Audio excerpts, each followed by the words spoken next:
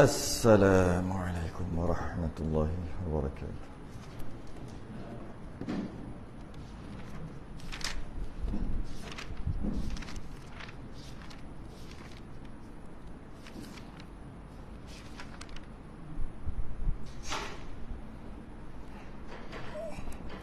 Innal hamdalillah nahmaduhu wa nasta'inuhu wa nastahdihi wa nastaghfiruh. Wa na'udzu billahi min shururi anfusina wa min sayyiati a'malina. Man yahdihillahu fala mudilla lahu wa man yudlil fala hadiya lahu. Ashhadu an la ilaha illallah wahdahu la syarika lahu wa asyhadu anna sayyidana Muhammadan 'abduhu wa rasuluh. اللهم صل وسلم وبارك على سيدنا محمد الفاتح لما أغلق والخاتم لما سبق ناصر الحق بالحق والهدي إلى صراطك مستقيم صلى الله عليه وعلى آله وأصحابه حق قدره ومقداره العظيم. اللهم نور بالكتاب بصري وأتلق بلساني واشرح بي صدري واستعمل به جسدي بحولك وقوتك فإنه لا حول ولا قوة إلا بك سبحانك لا علم لنا إلا ما علمتنا إنك أنت العليم الحكيم ولا حول ولا قوة إلا بالله العلي العظيم. أما بعد, Alhamdulillah, terafa'kan kesyukuran, sambung kita kitab Kifayatul Muhtadi fi Syarhi Sulamul Mubtadi. Berhenti kita muka surat 12 jawi 3 daripada atas. 12 jawi 3 daripada atas, Rumi 15. Kita membincangkan tentang kerasulan. Betul? Quraisy. Kita membincangkan tentang kerasulan. Dia adalah akidah. Sebab dia awal-awal ni 30 muka surat pertama adalah berkaitan dengan akidah. Dan muka surat 12 ni kita membicarakan tentang kerasulan ni adalah akidah ni. Kita bincang akidah, pegangan. Ni bukan hukum halal haram sah batal, bukan. Ni akidah. Lepas kita kenal akidah tentang Tuhan, kita kena kenal juga akidah orang yang kenalkan kita pada Tuhan tu, iaitu kita panggil Rasul. Dan sebelum ni kita dah kenal dia punya silsilah, salah silah dia. Kita dah kenal dah dia punya titihan, nama dia, bin apa dan sebagainya, sehingga ke belah ayahnya, belah ibunya. Memang kita dah selesaikan dah, lebih kurang minggu lepas dah. Maka sekarang ni habislah bab nama. Bab nama habis. Nama, mana kena kenal? Ya, kena kenal lah Nabi kita. Takkan pemain bola kita kenal nama Nabi kita tak kenal pula, kan? Takkan penyanyi-penyanyi semua kita kenal nama Nabi kita tak kenal. Kenapa takkanlah nama-nama jalan yang penuh dekat Kuantan ni kita semua hafal nama Nabi tu, maksud keturunan dia kita tak kenal, kan? Tak patutlah begitu. Tak patut. Dah selesai dah. Maka pada malam ni kita masuk dia tu pula. Bila dia tu manusia, kita dah tahu sebelum ni, Nabi-Nabi kita ni manusia. Dia bukan malaikat dan dia bukan Tuhan. Dia manusia. Bila dia manusia, dia mesti ada bangsa. Yang pertama, bila dia manusia, dia mesti ada nama, keturunan. Kita dah bahas dah. Yang ni mesti dia ada bangsa. Bila keturunan, mesti dia ada bangsa. Bangsa apa? Itu kita akan bahas hari ini. Muka surat 12, 3 daripada atas jawi, Rumi muka surat 15. Qala al-mu'allif rahimahullahu ta'ala wa nafa'ana wa iyyakum bi'ulumihi fid darain amin ya rabbal alamin. Kata pengarang, daripada bangsa Quraisy. Nabi-nabi ni daripada bangsa Quraisy. Keturunan dia keturunan Quraisy. Dan Quraisy itu satu kabilah daripada Arab. Ialah kalau kita panggil apa? Bangsa, lepas tu dia bawah lagi. Apa? Bangsa berpecah-pecah lagi, satu kabilah. Macam kita kata Melayu tu bangsa. Lepas tu Kelantan dia lain, Terengganu lain kan, Pahang. Apa dia panggil tu? Bangsa juga. Kalau Johor dia bangsa, dia lain macam Johor. dia, dia lain macam dia satu negeri je lain macam. Dia bangsa Johor terus. Kita ni Malaysia lah selain daripada Johor. Marah pun Johor. Selain daripada Johor tu Malaysia lah kan. Kita semua anggap kita Malaysia, tapi kita ada bangsa-bangsa. Kita panggil apa tah? Kaum kot. Puak. Boleh tak? Puak kot. Kaum dan sebagainya lah. Tak kisahlah. Jadi daripada bangsa Quraisy tu, maknanya Arab tu besar. Bangsa Arab, itulah. Kita tak panggil bangsa. Satu Arab, lepas tu salah satunya Quraisy. Adalah banyak lagi. Ya? Yang mana yang istilah dia panggil qabilah. Kalau istilah Arab namanya qabilah, daripada qabilah. Salah satu daripada qabilah Arab. Jadi maknanya Quraisy tu bangsa, salah satu bangsa Quraisy tu salah satu daripada qabilah Arab.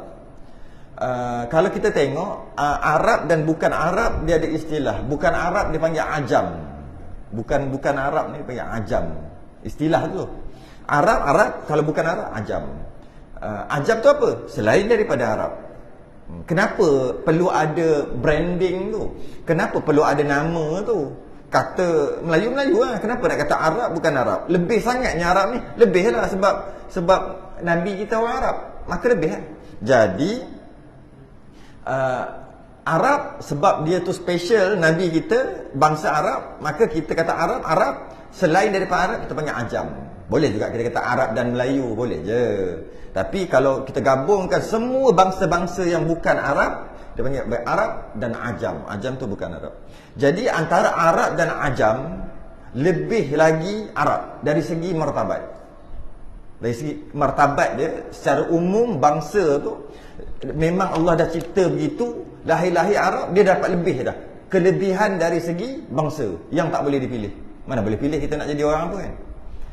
Sekadar kelebihan. Tapi kalau kita nak kata kelebihan tak kelebihan pun, kalau dia tak takwa tak guna juga Arab.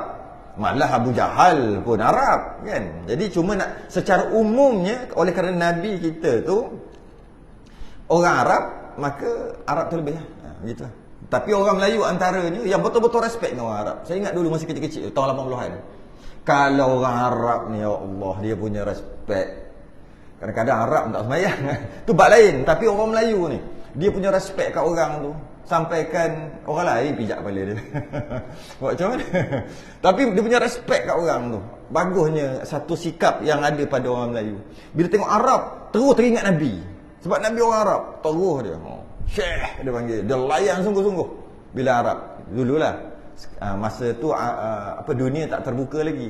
Sekarang dunia dah terbuka, tengok Pak Arab pun joget macam tu, teruk juga. Lama dia kurang sikit respect tu. Kurang sikit. Tapi kita respect bangsa Arab, apa masalah kan? Respect lah, bagus. Respect orang kan, hormat kan bagus. Di antara Arab dan Ajam, lebih lagi secara umumnya Arab. Di antara dalam Arab ni banyak dia panggil kabilah-kabilah ni ataupun bangsa Quraisy ni, dia punya pecahan-pecahan daripada Arab.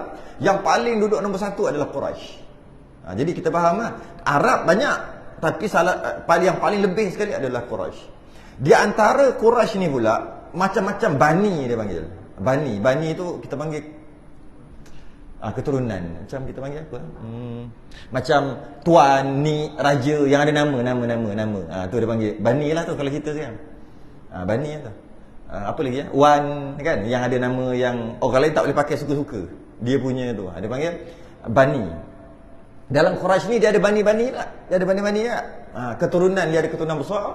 Lepas tu semua bawah tu dipanggil bani tu lah. Ikut keturunan tu. Paling lebih sekali adalah dalam Quraisy tu. Paling lebih sekali adalah Bani Hashim dan Bani Muttalib. Bani Hashim dan Bani Muttalib. Yang mana kita tahu Hashim, kita tengok balik kat atas tu, Hashim anak Abdul Manaf. Hashim bin Abdul Manaf. Hashim bin Abdul Manaf. Jadi maknanya Hashim ni anak Abdul Manaf kan? Okey. Hashim ni anak Abdul Manaf. Jadi Bani Hashim ni adalah ayah Hashim ni Abdul Manaf tu lah. Bani Hashim tu bawah tu lah. Anak beranak keturunan Hashim. Dan Hashim ada adik-beradik nama Muttalib. Bani Muttalib juga lebih. Dalam Quraisy dua bangsa ni, dua bani, bukan dua bangsa. Dua bani ni sangat lebih. lebih dari segi martabat. Dia ada lagi dua anak Abdul Manaf ni. Hashim, lupa dah, ingat tak? Hashim, Muttalib, anak Abdul Manaf kan, Hashim bin Abdul Manaf kan? Hashim bin Abdul Manaf. Abdul Manaf ni ada 4 orang. Ada 4 orang anak lelaki. Yang pertama nama Hashim, yang kedua nama Muttalib. Itu yang paling lebih. Yang ketiga nama Naufal, yang keempat nama Abdul Syam. 4. Abdul Syam. Tapi Naufal ni mak lain, anak Abdul Manaf juga, adik-beradik jugalah, tapi adik-beradik mak lain. Naufal, Abdul Syam. Lepas tu adalah keturunan ni semua ada lah kat situ. Cuma dalam 4 adik-beradik ni, 2 saja yang diiktiraf, iaitu yang paling lebih, iaitu Bani Muttalib, Bani Hashim dengan Bani Muttalib. Kalau kita bandingkan Hashim dengan Muttalib, Hashim lagi lebih pada Muttalib. Itulah. Itu dari segi perbandingan. Arab dengan Ajam lebih Arab. Dalam Arab tu paling lebih adalah Quraisy. Dalam Quraisy tu paling lebih adalah Bani Hashim dan Bani Muttalib. Di antara Bani Hashim dan Bani Muttalib, paling lebih adalah Bani Hashim nombor 1. Bani Muttalib ni keturunan Imam Syafi'i ni. Muttalib tu yang kita dah cerita sebelum ni kan. Anak Hashim tu nama Syaibah. Anak Hashim, kemudian nama Syaibah. Kemudian Muttalib, adik-beradik Hashim ni pergi ambil dia dekat maknya waktu tu, bawa datang. Orang pun salah faham, orang ingat hamba Muttalib. Muttalib tu cerita tu, kalau ingat lagi cerita minggu lepas. Dan Arab itu daripada keturunan Nabi Ismail, dan Arab itu daripada keturunan Nabi Allah Ismail alaihi salam. Yang ni kena kisah sikit ni, cerita ni. Arab tu dia terhasil, Arab ni daripada keturunan Nabi Ismail alaihi salam. Itu hamba Allah dan Rasulnya dan pesuruhnya. Okey. Jadi Arab tu pula, tadi dia bincang lah. Dia dah bincang Quraisy tu macam mana. Quraisy tu adalah salah satu daripada Arab. Lepas tu pula ada Bani Muttalib, Bani Hashim. Keturunan Nabi kita Hashim tu lah. Hashim tu. Dan dia nak cerita Arab tu pula. Arab tu daripada Nabi Ismail. Macam mana boleh jadi Arab tu daripada Nabi Ismail? Nabi Ibrahim, dia berasal daripada Babylon. Kalau orang Arab panggil Babil. Ataupun orang putih panggil Babylon. Satu kota yang hilang. Kota yang apa dipanggil? Kota hilang lah. Kalau siapa jumpa kaya. Itu ikut cerita je ke tidak, tak tahu lah. Banyak harta karun dalam tu. Jadi Babil ataupun Babylon, tempat dekat Iraq. Itu Nabi Ibrahim duduk situ. Dia berkahwin dengan isterinya Siti Sarah. Isterinya adalah Siti Sarah. Siti Sarah pun daripada Babil juga, ataupun Iraq lah mereka kata. Iraq juga. Iraq tu lah. Iraq.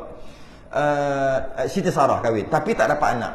Dan tak jauh daripada situ, area situ juga, ada seorang lagi Nabi, nama Nabi Lut alaihissalam. Nabi Lut ni anak saudara Nabi Ibrahim. Tapi tempat dia bukan kat Iraq betul, dia kat tepi sikit. Nama tempat tu Sodom. Sodom itu yang jadi sodomi tu. Sodom. Kenapa nama tempat Sodom? Akhir sekali nama tempat Sodom tu kalau kita sebut sekarang dah jadi macam Allah. Dah jadi satu, tahulah kan, Sodom kan.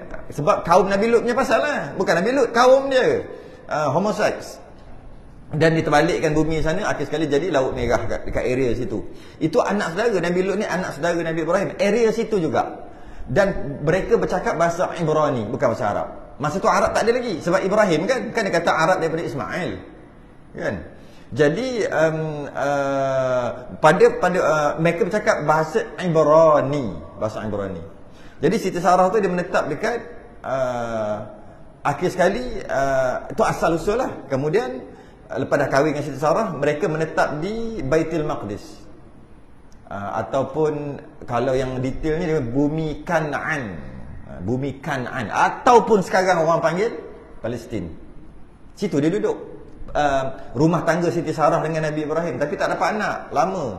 Sampai ketua dah tak dapat. Nabi Ibrahim dengan Siti Sarah sampai tua dah. Sampai Siti Sarah menopause dah. Tak dapat anak. Kemudian setelah lama pada tu baru dapat anak. Malaikat datang, tu kisah panjang, saya nak pendek-pendekkan aja. Dapat anak Nabi Ishaq, anak Nabi Ibrahim dengan Siti Sarah. Dapat nama Ishaq. Ishaq ni pun kahwin jugalah. Ishaq ni bila besar dapat anak nama Yaqub. Yaqub ada dua nama. Satu nama Yaqub, satu nama Israel, yang dalam Quran ya Bani Israel. Maksud dia apa? Wahai Bani kan, wahai anak-anak cucu cicit Yaqub. Itu maksud dia. Bukan Israel yang dekat yang ambil tanah Palestin tu kan. Zionis tu bukan. Anak beranak atau anak cucu cicit Yaqub. Nabi Yaqub ada 12 orang anak.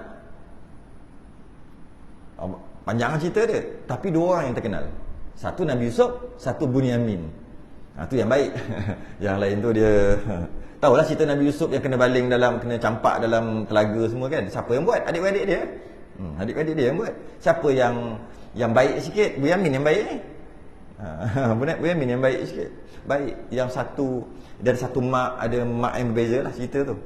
Jadi keturunan Yaqub tadi, yang asal ayahnya Yaqub tu, ayahnya Nabi Ishaq, ayahnya lagi nama Ibrahim lah juga. Straight itu dipanggil Bani Israel.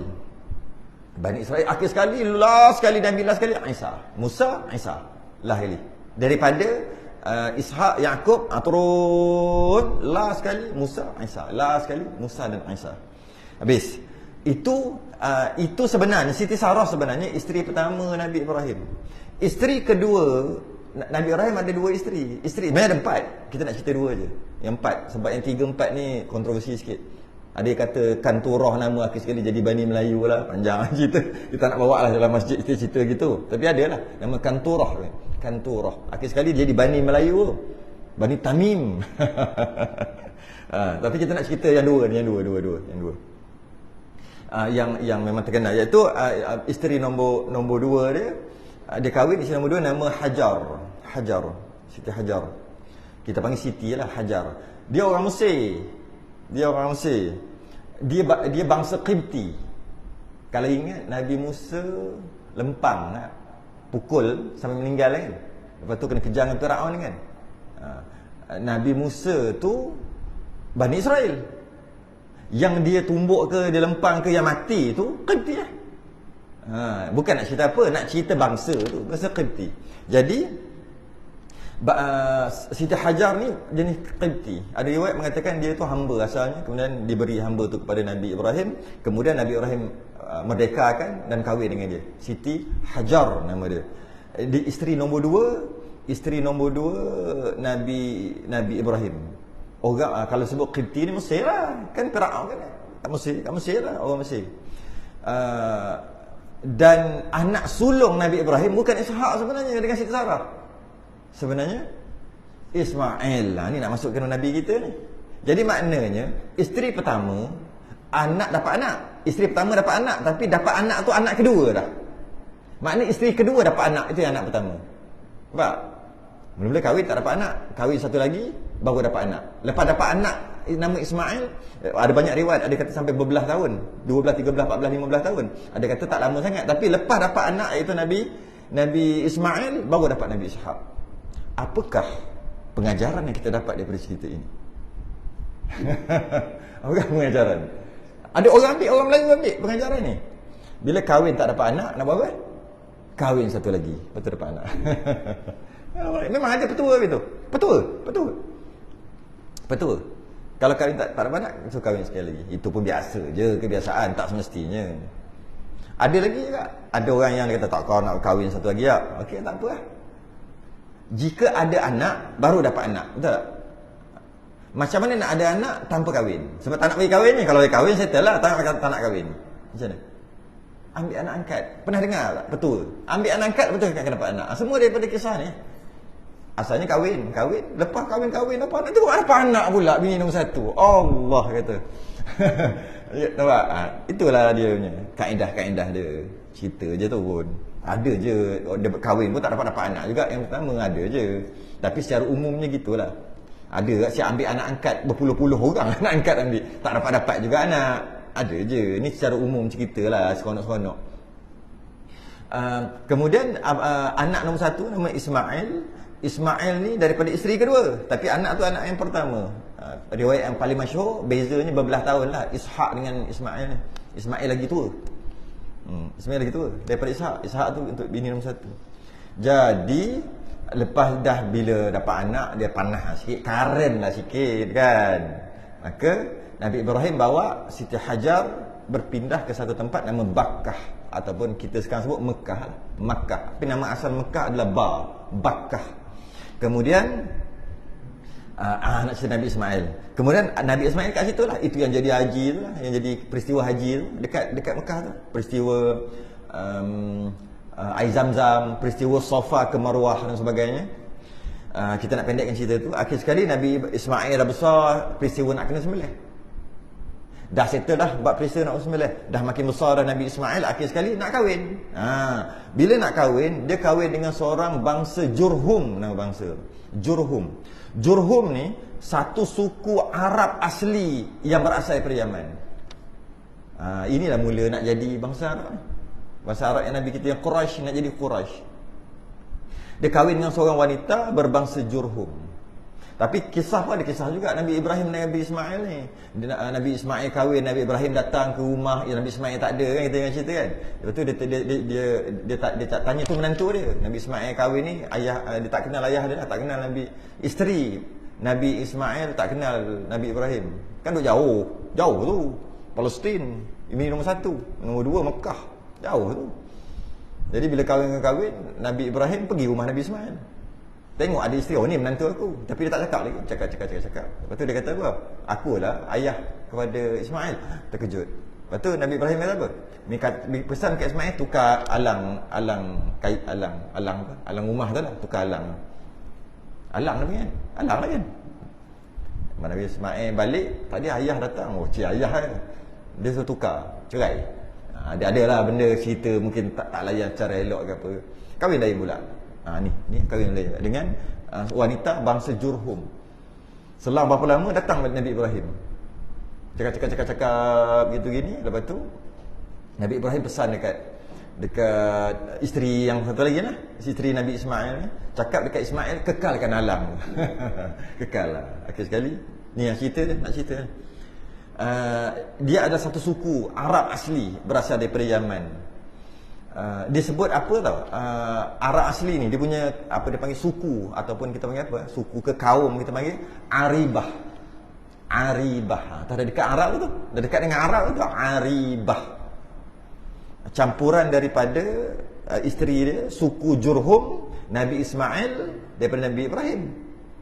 Campur tu jadilah Arab Hijaz, dia panggil. Arab Hijaz, Arab Mekah, Hijaz. Mekah Madinah tu panggil Hijaz.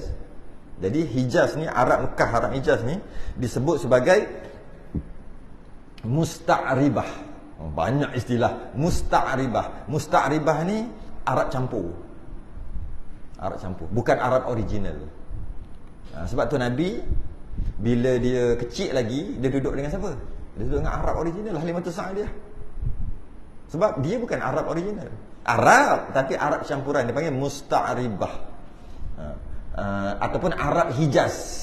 Arab Hijaz yang jadinya hasilnya keturunan tu daripada Nabi Ismail kahwin dengan suku Jurhum daripada asalnya daripada Yaman, disebut bangsa Aribah. Jadi akhir sekali Arab Hijaz ni jadilah Arab Hijaz, asalnya Aribah tu jadi Arab. Tak ada lebah-bah dah, Arab. Itu asal usul. Dan dalam ketika Nabi Ishaq ni, Nabi Yaqub dan semua kan nabi-nabi ramai, antaranya Nabi Musa dengan Nabi Isa. Dalam kitab mereka, dalam kitab Nabi Musa dan Nabi Isa, kitab Taurat, kitab Injil, memang dah sebut nanti akan lahir seorang nabi yang daripada bangsa. Memang dah sebut dah, memang ada. Tapi dia orang kata sebab itu daripada Nabi Ismail. Kita punya Nabi Ibrahim tu kan isteri nombor 2. Jadi dia tak berapa nak terima. Sampai sekarang fenomena itu berlaku. Kalau betul tak? Bila ada dua je, bila ayah mati mula kata ni nak rampas harta ni lah. Dia memang tak ngam. engkau curi mak aku lah. Kau curi mak aku lah. Yelah, asalnya isteri tu ayah aku. Bila kahwin ni, dah seolah membagi kasih sayang. Fenomena tu berlaku sampai sekarang. Jadi bangsa Bani Israel ni dia tak puas hati sebab dalam kitab Taurat, kitab Injil tulis ada daripada Nabi Ismail. Sedangkan itu isi nombor 2 ayah kita. Nabi Ibrahim tu kita panggil ayah lah, walaupun untuk nenek moyang panggil ayah. Tu ayah kita. Ayah kita isi nombor 2. Dia lah perampas. Lebih kurang macam tu. Cerita apa ni? Cerita dekat dalam Quran, alladzina atainahumul kitaba ya'rifunahu kama ya'rifuna abna'ahum. Yahudi Nasara ni, dia kenal Nabi kita walaupun dia lain-lain kan. Isteri nombor 2 kan. Isteri nombor 2, keturunan isteri nombor 2. Walaupun macam tu, dalam kitab Taurat Injil, dia kenal alladzina atainahumul kitab, ada tulis kat kitab, ya'rifu, dia kenal Nabi kita daripada bangsa Arab atau bani daripada Nabi Ismail ni, kama ya'rifuna abna'ahum. Macam mereka kenal anak mereka. Dia tahu tai lalat anak dia ada kat mana. Dia tahu tai lalat Nabi ada kat mana. Kenalnya Bani Israel. Tapi sebab apa? Isteri nombor 2 perampas. Dia kata gitu. Dia tak berhati itu. Padahal tak pun. Sekarang penyondol. Penyondol. Dia tak berhati. Tak nak. Kita mesti daripada bangsa kita juga. Kalau daripada Bani Israel, kita terima. Ini kata daripada anak beranak perampas penyondol tu, macam tu. Dan orang tak terima. Walaupun dan dicerita dalam Quran. Mereka kenal. Kan saya cerita sebelum ni kan, sampaikan ada Bani Israel ni, orang Yahudi, dia kaji dekat mana yang akan Nabi akan dibangkitkan nanti. Dia kaji dalam kitab dia lah. Dia kaji nama apa semua. Kemudian dia dibangkitkan di mana. Dibangkitkan di mana. Dan dikaji. Dia dah ada dalam kitab tu. Dia antara 2 lembah begitu gini. Diorang kan kaji kan cukup bijak. Akhir sekali diorang jumpa tempat tu. Nama tempat tu Yathrib. Atau sekarang nama Madinah. Dia pergi duduk beratus tahun sebelum Nabi diutuskan. Dia pergi duduk lah. Dia kata biar dibangkitkan nanti dengan keturunan kita. Lah, dalam kitab tu dah kata dah daripada Arab. Engkau tu dah bukan Arab. Engkau tu dah Bani Israel. Tolak terus. Tapi tak berhati. Dia duduk kat situ tepi laut. Duduk kat tepi laut 100 tahun atau 200 tahun sebelum Nabi diutuskan. Sebelum peristiwa hijrah. Lama sebelum. Lama beranak pinak. Dia duduk tepi laut. Akhir sekali Nabi diutuskan, datang hijrah tu kan. Masa Nabi hijrah tu, habis apa? Habislah kita punya. Padahal kita dah usaha beratus tahun untuk nenek kita usaha untuk harap-harap dibangkitkan keturunan kita. Doang. Walaupun dalam kitab dia tulis, dia potong lagi. Dua orang ni. Itu yang Nabi sampai dah ada Yahudi. Dekat Madinah dah ada Yahudi. Mari mana tu? Yahudi mari situ. Last kali dia buat perjanjian dengan Yahudi tu. Bila negara Islam tertubuh, kita akan mempertahankan bersama-sama negeri tu, negara kita. Ya, buat dengan. Mana Yahudi tu datang? Datang awal-awal lagi. Yahudi, tapi Yahudi yang jenis duduk tepi lautnya, Yahudi nelayan tu. Macam mana laut, Allah alam tu cerita. Sekarang pergi check peta ada laut tak ada tu? Ada. Tak tahu lah. Besar. Yathrib dulu dengan sekarang Madinah pun dah. Muzdalifah pun dah dengar cerita Muzdalifah dengan Mina pun dah apa? Border dulu dengan sekarang dah dialih oleh kerajaan Arab Saudi. Dulu katalah ni Mina Muzdalifah. Tiba-tiba dah jadi macam ni lah. Kenapa ni? Persempadanan semula. Pening kerajaan Arab. Habis macam mana kita nak mabik kat Mina, mabik kat dekat Muzdalifah? Dah diubah. Muzdalifah zaman Nabi ke Muzdalifah ni yang nak buat haji, nak buat ni? Muzdalifah zaman Nabi ke Muzdalifah sekarang? Macam ni kalau dia besarkan Muzdalifah tu dengan Mina dah ambil Muzdalifah, Mina dah tukar nama lain dekat tah mana punya, kat Jordan dengan mana, jauh macam ni. Boleh tak? Kita nak pergi mabit dekat Mina baru. Sekarang berlaku. Tak pasal ni. Sekarang berlaku. Kerajaan kan pening, kerajaan Arab sekarang pening. Wallahu a'lam. Dia ubah sempadan. Sebab apa? Muzdalifah ni kecil, Mina besar sikit. Kita ingat pilihan raya ke buat persempadan? Ingat dapat 2/3 ke apa? Ingat apa benda? Tapi kalau silap nanti kalau kita pergi akan datang yang telah diubah, kita kata mabit di Mina. Sebenarnya tu bukan, tu Muzdalifah. Macam mana? Mabit di Muzdalifah. Sebenarnya tu Mina. Asalnya. Kenapa dia kata Muzdalifah? Sebab dia ada ubah sempadan. Macam mana? Tak sah kan haji kita kan macam mana? Tak tahu. Tak tahu. Kalau apa jadi? Harap-harap tak jadi. Maka jadi makna, sambung lagi. Maka jadi makna asyhadu anna Muhammadar Rasulullah. Itu Aku ketahui serta aku i'tiqad, aku tahu dan aku pegang akan bahawasa Muhammad itu pesuruh Allah. Muhammad itu pesuruh Allah. Dia bukan Tuhan, dia bukan malaikat, dia bukan Tuhan dan dia juga bukan malaikat, dia manusia. Jangan kita kata Tuhan pula, sebab pesuruh, bila pesuruh bukan Tuhan. Pesuruh Allah, disuruh akan dia oleh Allah Azza wa Jalla. Disuruh apa? Menyampaikan syariatnya. Disuruh tu dengan maksud diturunkan wahyu lah. Diturunkan wahyu kepada Nabi untuk menyampaikan syariatnya. Tu maksud disuruh. Kepada sekalian makhlukat. Makhlukat ni jamak daripada makhluk. Sekalian makhluk-makhluk. Daripada manusia, jin, malaikat. Tetapi risalahnya bagi malaikat itu risalah kerana memuliakan juga. Ada pun risalah kepada manusia dan jin itu risalah taklif. Semua penuh dengan istilah. Yang pertama, asyhadu anna Muhammadar Rasulullah. Yang pertama, Nabi ni adalah pesuruh Allah. Dia bukan Tuhan. Tugas dia menyampaikan syariat. Dia menyampaikan syariat. Jangan kita jadi macam Nasrani. Dia dah pening. Dia kata Allah Tuhan bapa. Ada Tuhan anak, lepas tu ada Tuhan ibu. Tuhan tu dia 3 dalam 3. Innallaha salisu salasah. Allah itu 3 dalam 3.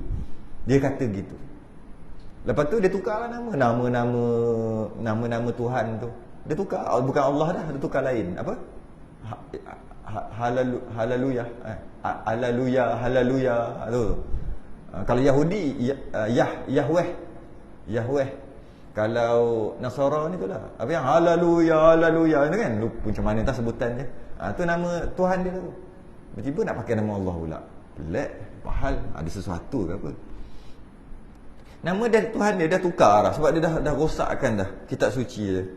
Jadi dia tujuannya adalah, tujuan Nabi kita adalah menyampaikan syariat kepada sekalian makhluk. Tapi disebut sini manusia, jin, malaikat. Tambah satu lagi. Ada kitab, setengah kitab tambah satu lagi.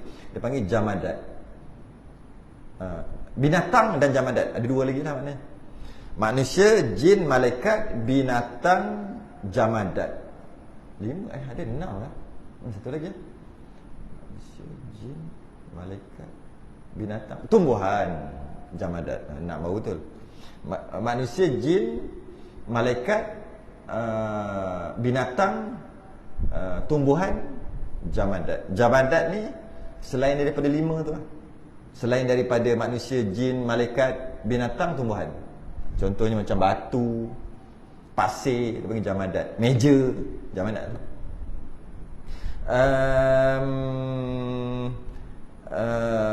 Daripada sekalian manusia dan jin. Jadi dia tambah lagi lah. Tetapi risalah malaikat macam ni. Yang pertama, dia kata kat sini Nabi tu Rasul, menyampaikan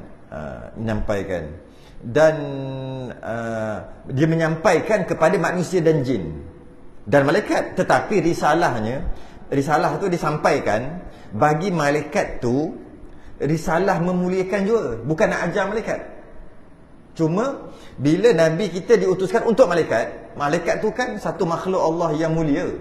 Bila dia adalah satu makhluk Allah yang mulia, Allah utuskan Nabi untuk makhluk yang mulia, maka yang utusan tu mulia lah juga. Jadi macam tu lah. Macam contohnya macam kalau dia hantar wakil, raja hantar wakil tu dia mulia macam raja juga. Dan bila dia hantar wakil dekat pembesar-pembesar, jadi kita faham, apabila Allah utuskan Nabi kepada malaikat, bukan dengan maksud risalah taklif. Taklif ni bukan nak kata halal haram boleh buat tak boleh buat, nak ajar malaikat. Bukan. Habis tu apa? Saja je kata Nabi kita diutuskan untuk malaikat. Sebab malaikat ni adalah makhluk yang mulia, automatiklah Nabi kita mulia. Sebab Nabi kita jadi ketua, dia utuskan untuk malaikat. Tu tujuan, itu dia maksud dia. Risalah kerana memuliakan. Itu maksud dia. Tapi bukan risalah taklif. Adapun risalahnya kepada manusia dan jin itu risalah taklif. Jin dan manusia dia ajar. Yang ni boleh, yang ni halal, yang ni haram, ni tak boleh. Ajar gitu gini. Itu manusia dan jin. Dan rasul-rasul sebelum dia hanya diutuskan untuk manusia je.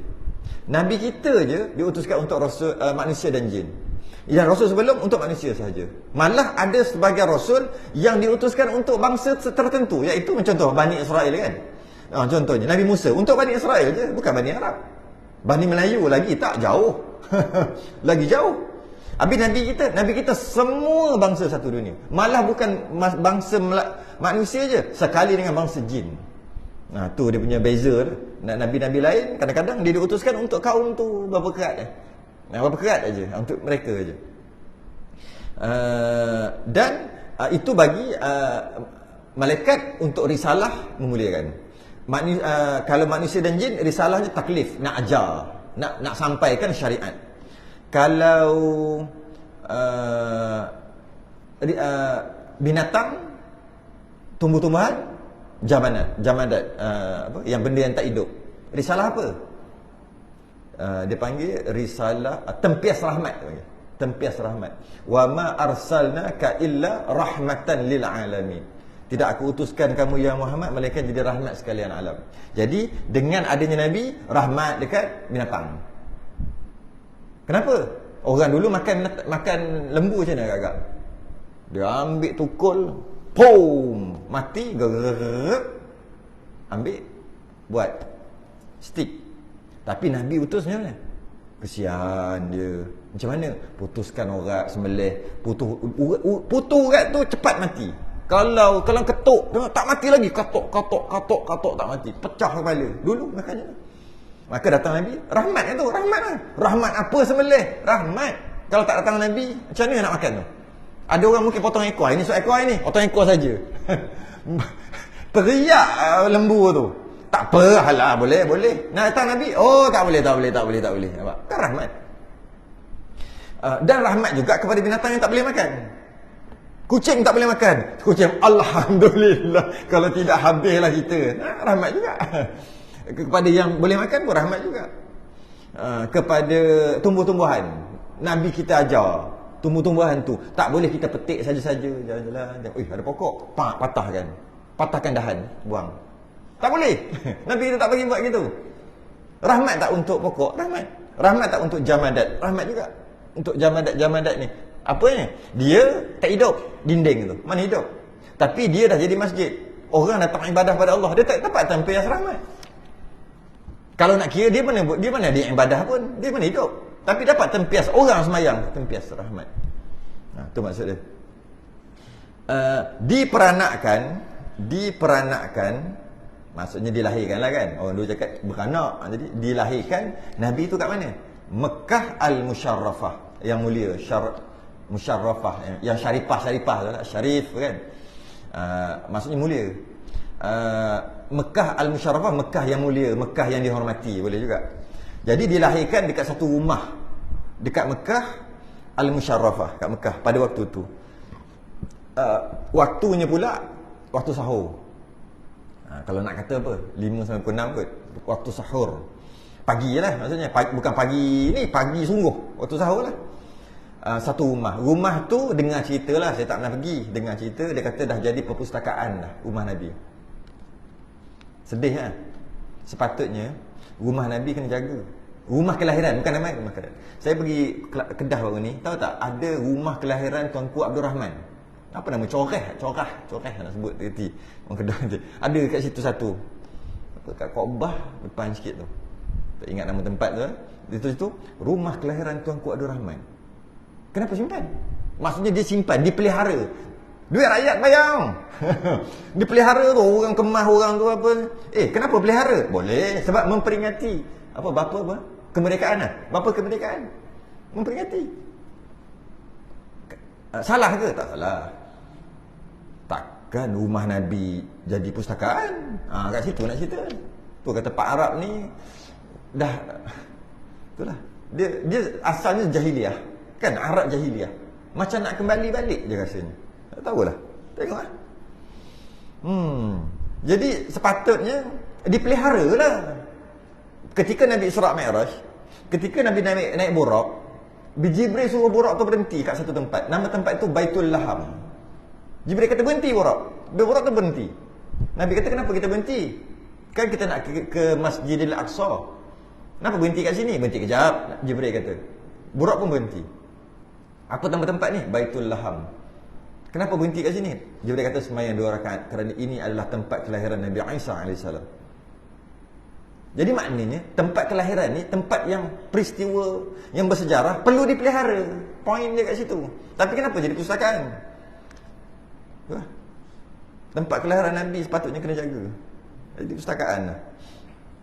Dan telah sama lagi. Dan telah ijma' ulama' bahawa Mekah dan Madinah itu semulia-mulia bumi dunia. Bumi dunia. Yalah, bumi lah, semulia-mulia tanah, semulia-mulia tempat. Dan telah ijma' ulama'. Bila sebut ijma' ulama', siapa yang menidakkan berdosa, silat-silat jadi kafir. Sebab ijma' ulama'. Bukan benda khilaf. Kalau khilaf tak apa. Tapi dia kata ijma' ulama'.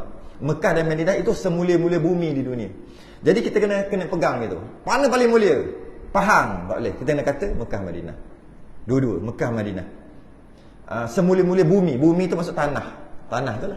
Semulia-mulia. Kena etikot dalam hati kita. Macam semulia-mulia binaan. Dalam hati kita kena kata Kaabah. Semulia-mulia manusia. Kena dalam hati kita Nabi kita lah. Nabi kita, Rasul. Kena etikot gitu. Semulia-mulia arah. Jihad. Kena kata Kaabah. Bukan KSCC ke mana, bukan. Kena kata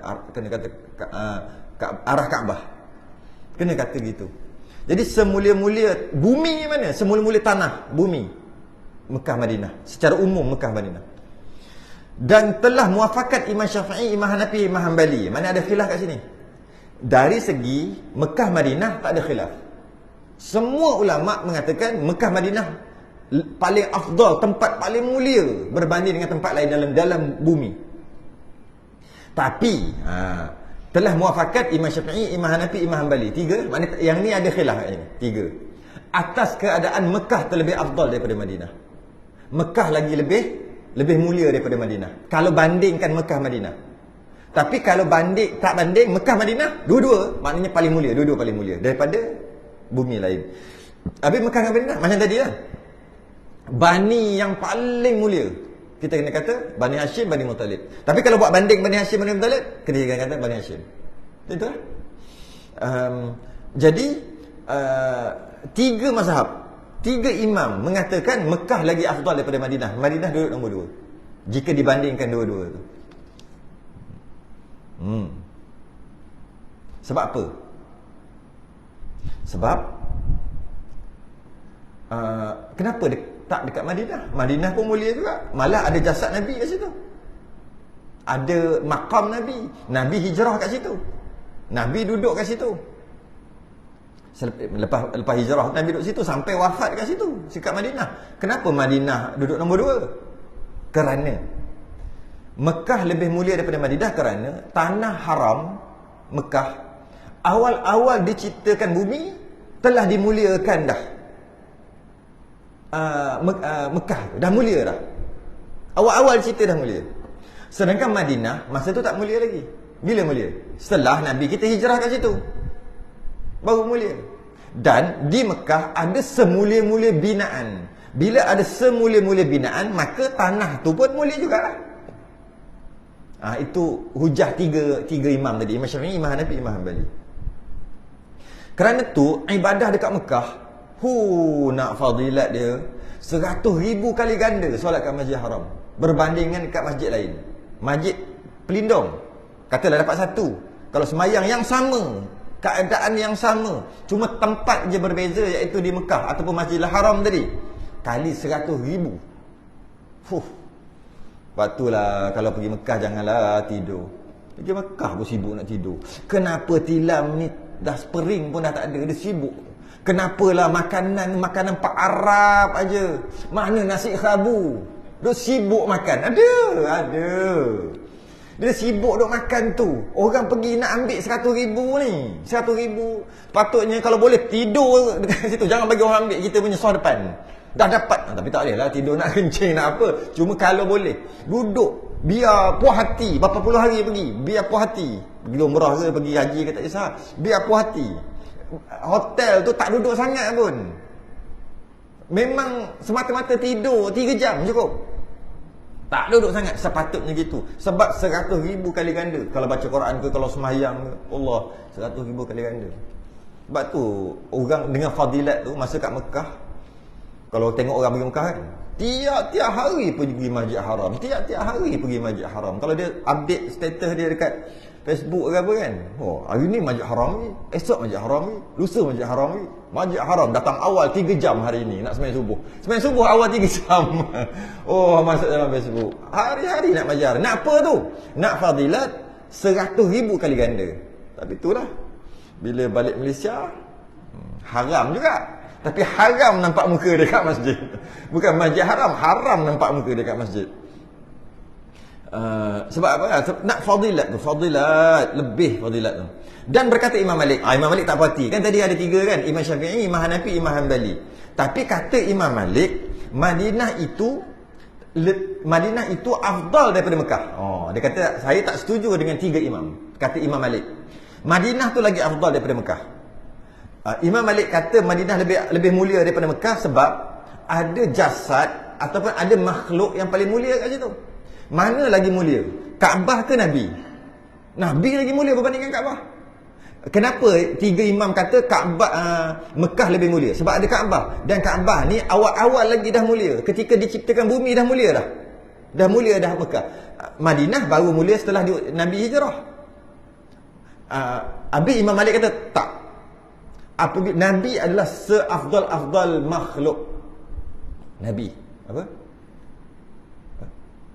apa ada yang kita biasa baca tu syair tu apa, makhluqati ka sayyidina, betul itu je ingat makhluqati sayyidina tu awal-awal tu kan ada kan kita selalu baca tapi kita tak faham kita baca pun sayyidina Muhammad ala alihi wa sahbihi wa sallim, yang mula-mula tu afdal makhluqati ka sayyidina tu benda yang mula saya tak ingat dah, kena mula pada awal baru ingat balik tu seafdal makhluk Nabi kita.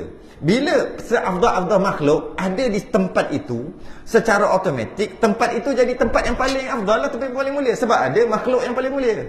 Kat sana ada binaan yang paling mulia dekat Mekah. Tapi binaan yang paling mulia, betul tempat tu jadi mulia juga. Tapi ni makhluk lagi mulia.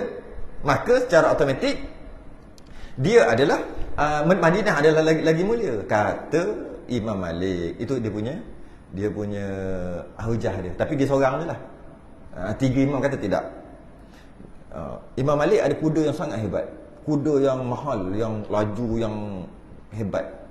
Tapi kuda tu ada dekat Madinah. Sebab Imam Malik tu Madinah. Dia tambat je kat kandang. Bila dia nak naik kuda tu, dia tak naik. Dia pegang tali sampai keluar sempadan Madinah. Baru dia naik kuda. Selipar dia pegang. Sebelah pegang kuda, sebelah pegang selipar. Jalan jauh nak keluar sempadan Madinah. Jalan. Kata kenapa gitu? Kenapa? Dah lah buka selipar, tak pakai selipar. Lepas tu pula kuda mahal. Nak naik tapi jalan kaki berapa lama dulu baru naik. Kenapa? Dia kata aku tak tergamak nak pijak bumi, yang mana dalam bumi tu ada makhluk yang paling mulia, Nabi SAW. Walaupun Nabi duduk kat mana, tapi bumi Madinah kira sekali lah tu. Dia kata kira sekali lah. Memang Nabi dekat sini, ini kat sini jauh, kira sekali janji Madinah. Dia kata gitu. Respectnya dia dekat Nabi. Imam Malik nak pakai selipar, kau sanggup pakai selipar? Dia kata kau sanggup pakai selipar? So umpama ayah kau, mak kau ada dalam bumi, kau pijak-pijak atas kubur dia, sanggup? Kita sanggup. Sebab tu kita yang masa tanam tengok dah pijak. Nak kemaskan sanggup pijak. Ada orang tak sanggup pijak. Ini bukan kita salah tak salah. Imam Malik buat bukan sebab berdosa. Kalau pakai selipar berdosa, bukan. Adab je. Tapi kita tengok kat kubur. Kita tengok anak dia yang ramu. Tak kemah lagi. Paraik lepas ni siap. tukar kereta dah apa ni. Buat innovation dah. Ayah aku meninggal banyak tanah ni. Sambil-sambil pijak. Apa benda. Tak salah, bukan dosa. Memang nak kemaskan pun. Biar orang lain lah. Tu ayah kita, mak kita. Tak pun pakai tangan. Pakai tangan, kita buat pakai tangan. Tapi pakai tangan nak kemas macam mana sangat. Ambil, tukul. Boleh lah tukul tu kan. Letak kat belakang. Gitu. Tapi jangan pakai kaki. Salah ke? Tak salah. Macam tadi lah. Salah ke pakai slipper, pakai kasut dekat dalam bumi Madinah? Imam Malik tak pakai. Malah nak naik kuda, kuduk. Tak ganggu ke Nabi kat dalam? Sampai cintu sekali.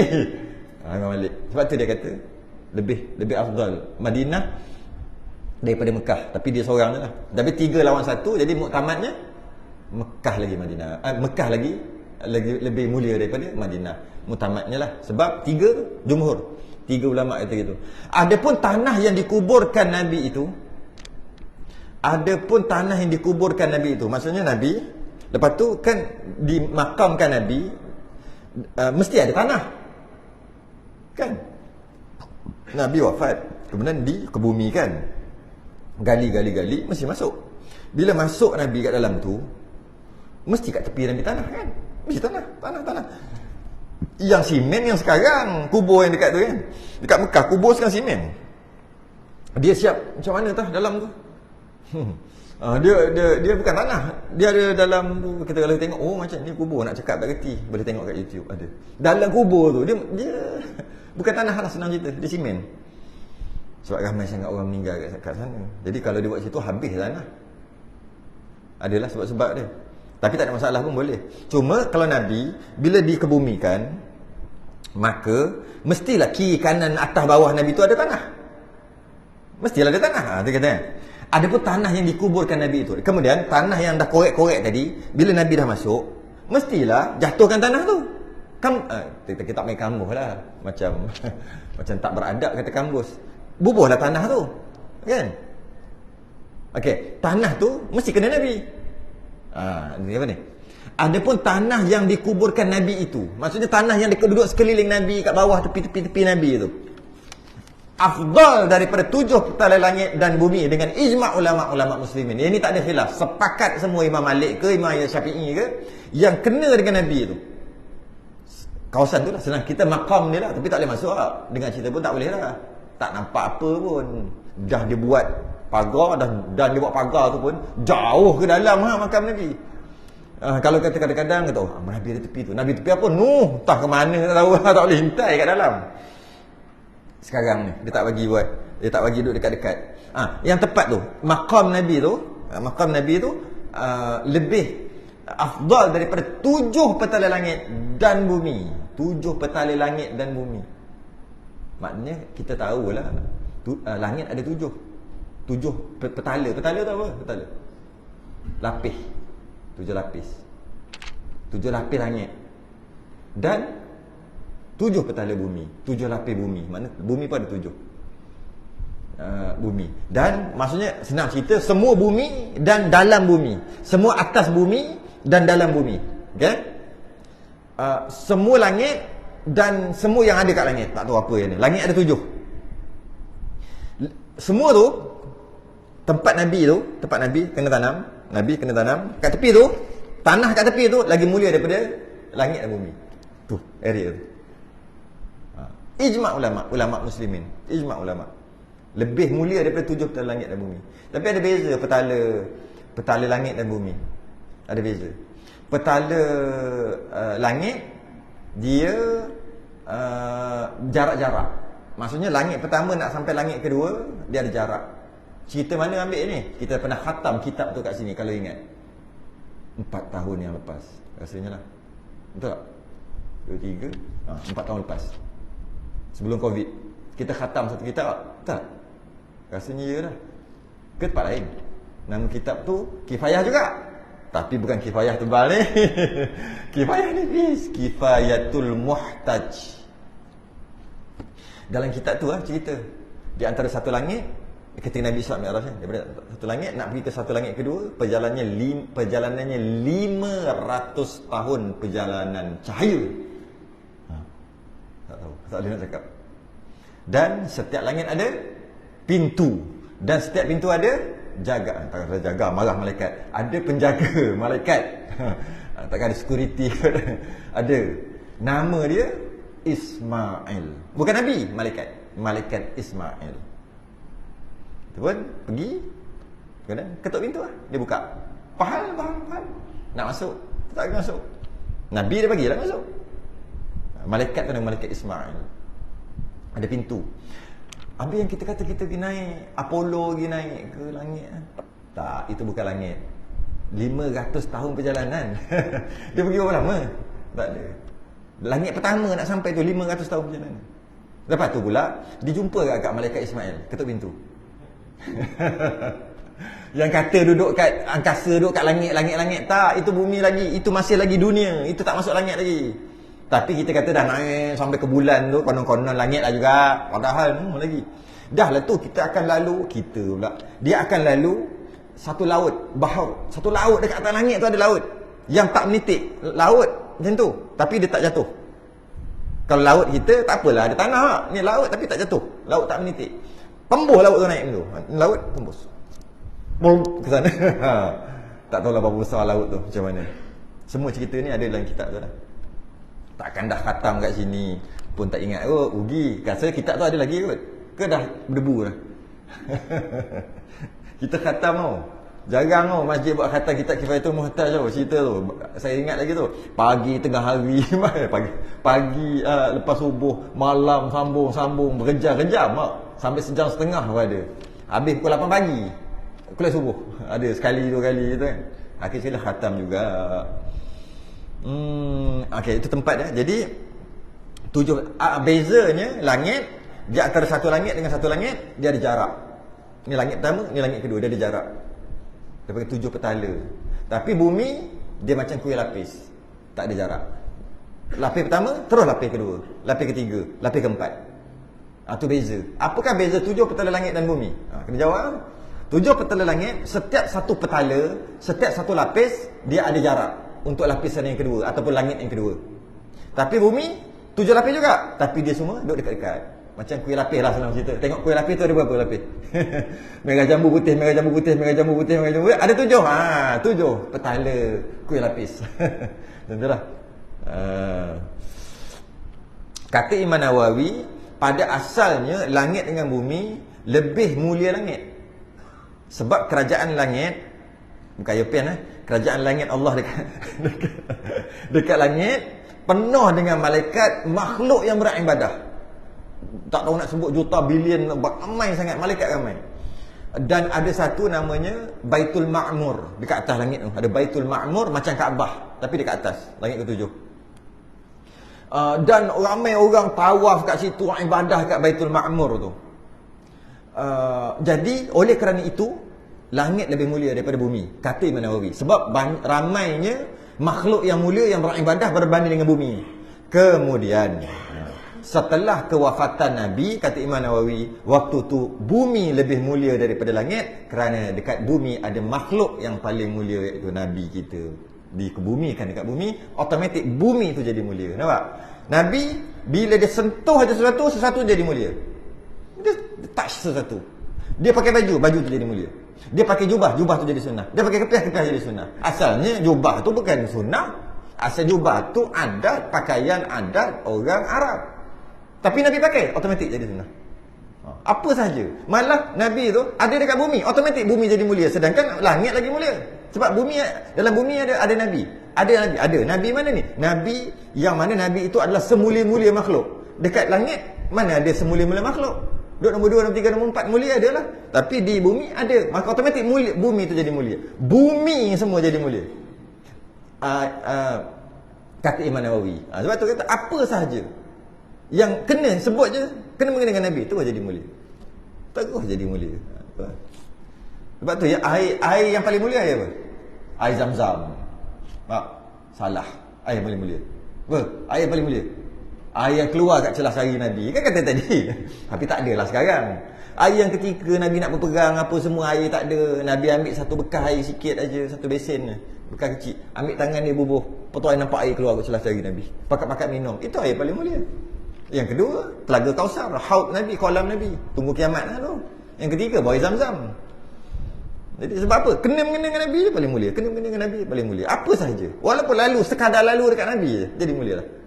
Sebab tu ada orang kata pakai jubah tak sunnah. Tak nak pakai tak ada masalah. Kan pakaiannya pun pakailah apa-apa janji tutup aurat. So, lalu kat Nabi dia tak nak ngaku.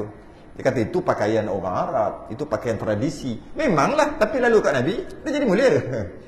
Otomatik jadi mulia.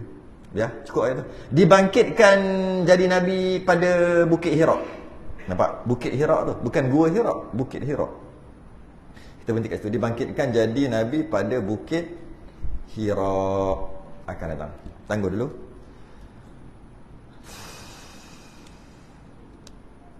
Saya tasbih kafarah dan musyratan subhanakallah wa hamdik asyhadu an la ilaha illa anta astaghfiruka wa atubu. Bismillahirrahmanirrahim. Al-'asr innal insana lafi khusr illa man amana wa 'amila salihah. Assalamualaikum warahmatullahi wabarakatuh.